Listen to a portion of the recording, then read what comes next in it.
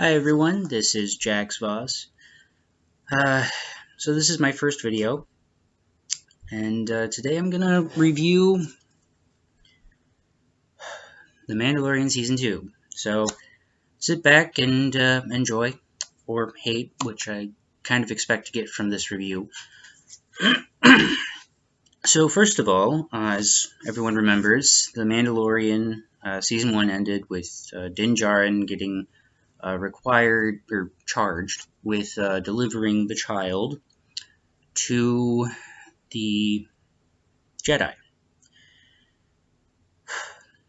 Well, starting out, he's looking for other Mandalorians, trying to, be sure he's not alone in the universe at this point. First, he goes to Tatooine because he's heard of somebody in Mandalorian armor. Turns out to be some guy who found Boba Fett's armor. And I'm going to be honest, one thing that kind of bugged me was that the Fett armor is classified as Beskar in the show. My beef with that is that for several years before the Disney takeover and the entire write-off of now Legends, it was Durasteel, which is basically General Seal mixed with something else in it. It doesn't make a lot of sense to me because a lightsaber blade is only about an inch thick, and Boba's armor is, and this has been consistent from the beginning of Jango's existence. Boba's armor is Jango's armor. Jango's armor was inherited by Boba. Okay? If Jango's armor was Beskar, why did he lose his head? Okay? The armor is lightsaber resistant. It's only about an inch thick. You'd have to be more precise than Mace Windu ever was with anything to be able to slice off a head, especially here, right below the helmet line, right below the helmet. Come on, how is that going to happen? Okay, it's more likely to glance off because it's Beskar, and Beskar is lightsaber resistant. Okay, it should not have. It should have hit his. It should have hit his cheek and bounced off if it was Beskar. Okay, so that's my only complaint about that.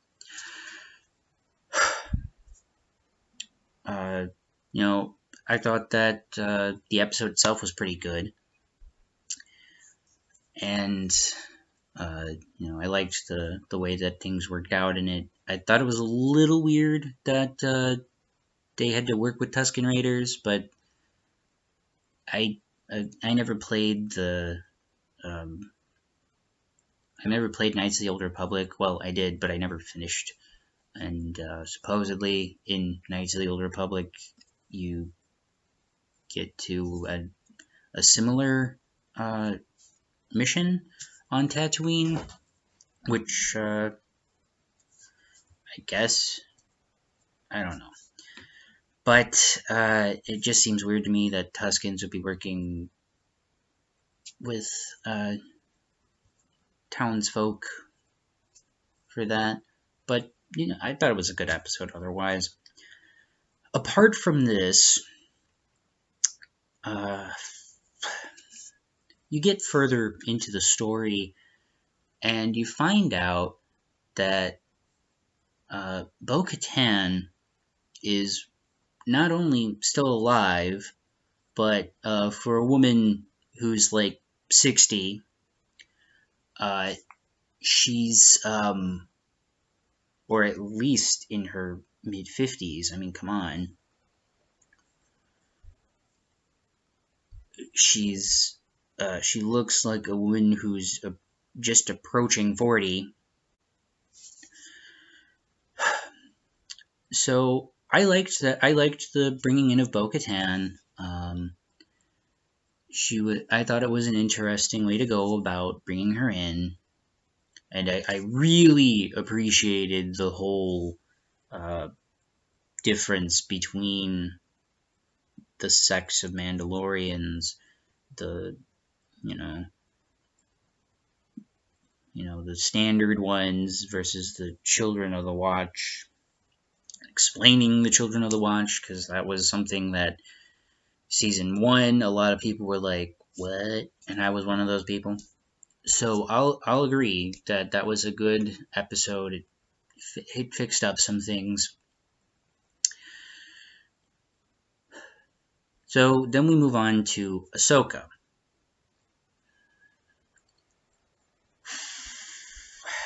The casting of Rosario Dawson I thought was pretty good. I thought that was an excellent casting choice. At first I was a little concerned because of the eye color issue, but at a certain point, you just gotta let that stuff go. A few years ago, I was having a fit about Saw Gerrera having brown eyes. So, Ahsoka, my biggest beef with the way that they had her. I have a huge problem with the headpiece that they had her wear. I don't care what explanation you can give me for the Montrals being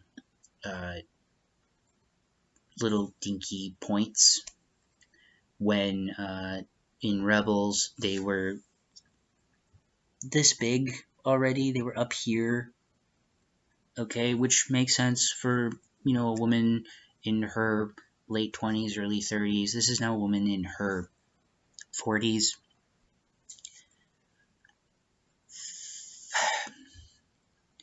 And Shakti was roughly the same age. The Montrals, which are not horns, okay, they are horn-like. They are not horns. They are not. They do not have a purpose in stabbing people with the head. That's not the point of them. If you have read about them, Montrals are sensory organs. They detect wind vibrations. They're sensory organs for they're hunting in evolutionary purpose, and it bugs me that anyone thinks that Montrals are like horns and would shed. Okay, so that's for you people out there who've made that argument.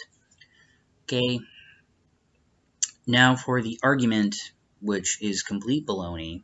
When you say, oh, it was done that way for stunts, Rosario Dawson does not do her own stunts. Okay, I don't care the reasoning for it. Okay, it's called consistency in character growth and development. Okay, there are physical things that I can let slide. Eye color, height. I can let height go. But Montrals, things that make alien characters what they are, especially when you have showed consistent growth in them throughout two animated series. You've showed consistent growth in 2 animated series, and you expect me to believe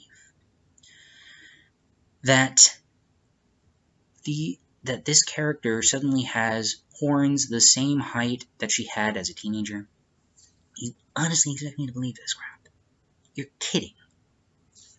Okay?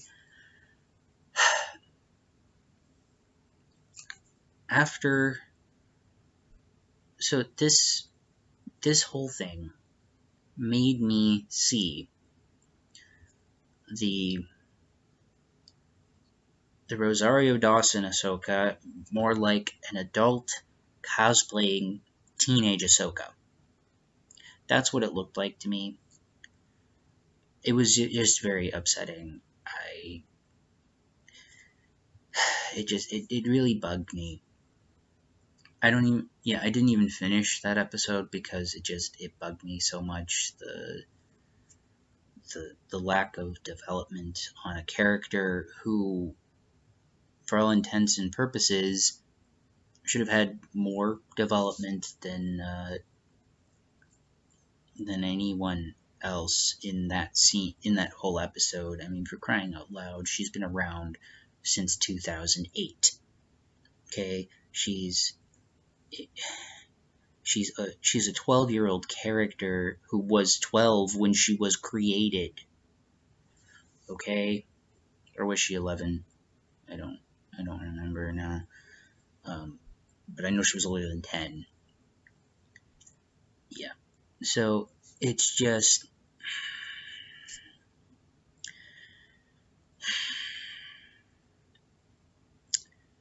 now let's move on to the child, or as he is now named, Grogu. Okay, can we discuss here the fact that we've had a number of members of Yoda's species throughout the history of Star Wars in existence. Okay, 3 distinct ones: Yoda himself, the original, yeah, Vandar Tok'er, who was introduced in Knights of the Old Republic, I believe, and Yaddle. Okay, these are the ones of the most note. Grogu sounds nothing like a name that they would have had. Okay, these characters have been around forever. Okay, I don't know why Vandar Tok'er has 2 names. No one has explained that to me. He's the only character that I am aware of as a member of this species with 2 names. Okay, but just thinking about the characters of Yoda, Yaddle, Vandar, okay, even if you were to split that into Vandar and Tok'er, that's 4 names, which Grogu sounds absolutely nothing like. It doesn't even make sense based on those names for the name Grogu to exist as a name for that species.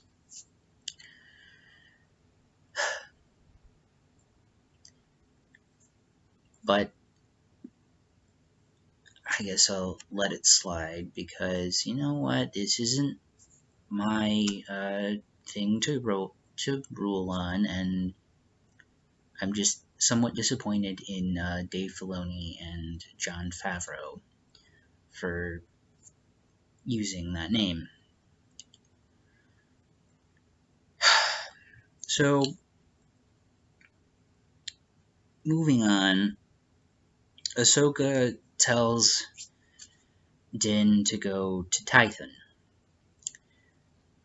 This is the thing that angered me the most as a guy who has studied the Jedi pretty much forever.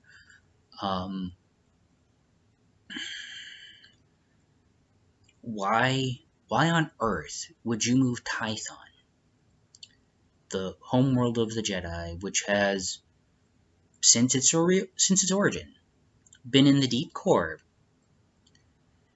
Why would you move that to the Outer Rim, especially when there is a major Jedi planet already on the Outer Rim? Seriously. Ossus. It's right in the Outer Rim. It is somewhat ironically right by Hutt space, and at one time it was a part of Hutt space. But it's like, why you have a perfectly good planet, right there? Why would you take this planet, which has been used for forever as the Outer Rim area for the Jedi, and replace it with the home world of the Jedi, which has been in the deep core? You know, why would you move the home world of the Jedi from the deep core to the Outer Rim when there is a Jedi planet that's maybe not quite as old, but just as important, already in the Outer Rim? Why would you do that? Now, granted, there are a number of ways to explain it. You could say that the name Tython has been used for both planets, whatever. It's still upsetting to me, and if you're gonna make that excuse, that's just lazy writing. Okay? It's ultimately lazy writing. I don't care what you say, it's laziness. Okay, so now I'm gonna get into the Boba Fett thing. I really appreciated the way that they handled the whole Boba Fett thing. They took Boba and said, he's not a Mandalorian, but Jango was a Mandalorian. Okay, he was a foundling. Okay, they make that clear, which I appreciated. It really upset me for a long time that people refused to accept that Jango was a Mandalorian. I'm like, he's wearing the armor. You can't do that. You can't call him not a Mandalorian. He's not doing anything that Mandalorians don't do, except for making himself out to be into a clone. Cloning yourself is a bit of it's somewhat of a violation. But I hope they use a little bit of the Legends origin for Jango in the future.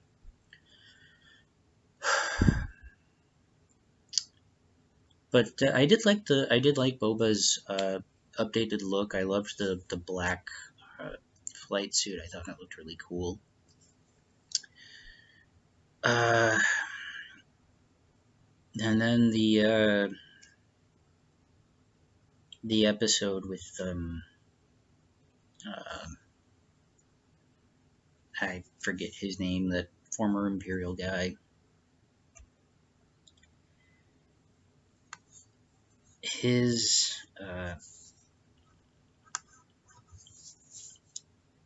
that episode I liked. I liked that episode. It showed that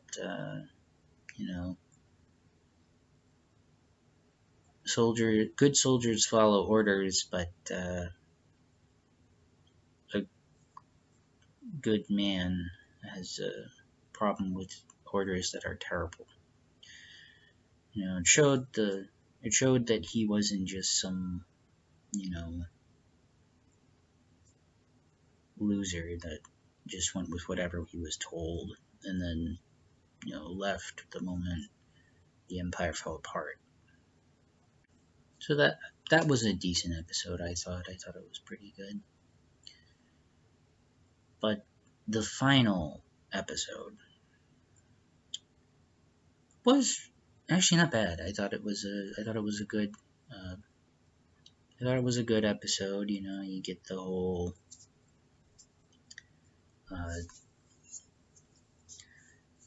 conflict the whole conflict is kind of resolved, and you kind of get, it's kind of a nice little end to the beginning of this whole show. Because we know that The Mandalorian is coming back. They've made it clear. They've already got a season 3 going. And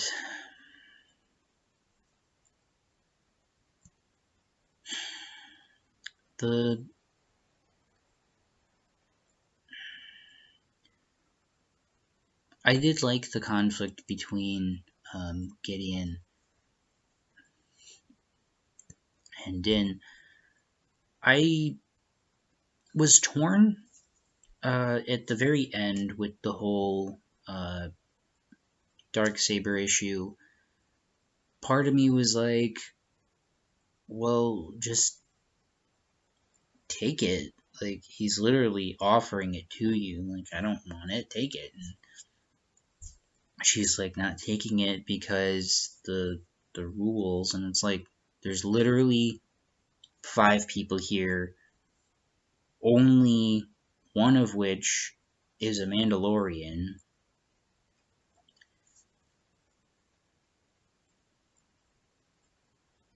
You can rewrite history. Granted, that is dishonorable, so I kinda get it. To lie like that, I don't know, it's just, it's very contradictory to me to treat the Darksaber as the main source by which you can claim leadership of Mandalorians. Then again, I mean, we've had other things that they've used, so I guess, but it just frustrates me because the characters had more to them than just that, and it bugs me that they would leave it there. Like, you know, and yeah, I get Gideon explained the whole I get that Gideon explained the whole thing with the Darksaber having to be won, and Din's just like, take it, I yield, just take it. And he's like, it doesn't work that way. You have to, there's a mythos to this, and it's like, well, screw that. Who cares about the mythos? It's just a lightsaber. That's all it is. It is a freaking lightsaber. That's all this darn thing is. It's a lightsaber. A lightsaber. Okay? It's just a lightsaber. Okay? That was built, supposedly, by a Mandalorian. Okay, we actually don't have proof of this. Who was Force sensitive and was a Jedi for a time. And it doesn't make sense because he was aware he was a Mandalorian before he became a Jedi, so it's just weird right there. He was aware of his Mandalorian heritage before, like, when he became a Jedi.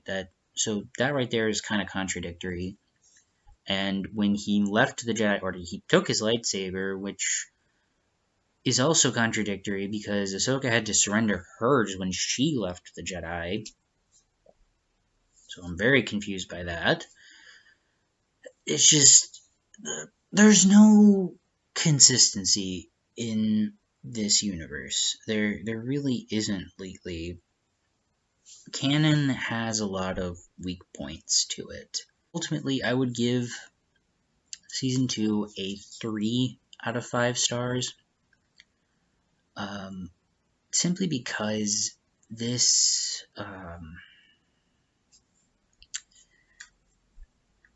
season had its issues. I'm not going to talk about Luke because that's more of a hot button issue than anything else that we've discussed here. And that's really a problem for a lot of people. I'm just gonna say I would have gone a different route, and I would have used somebody else. I would not have done CGI. Alright, guys. So that's everything I have to say on The Mandalorian right now. So,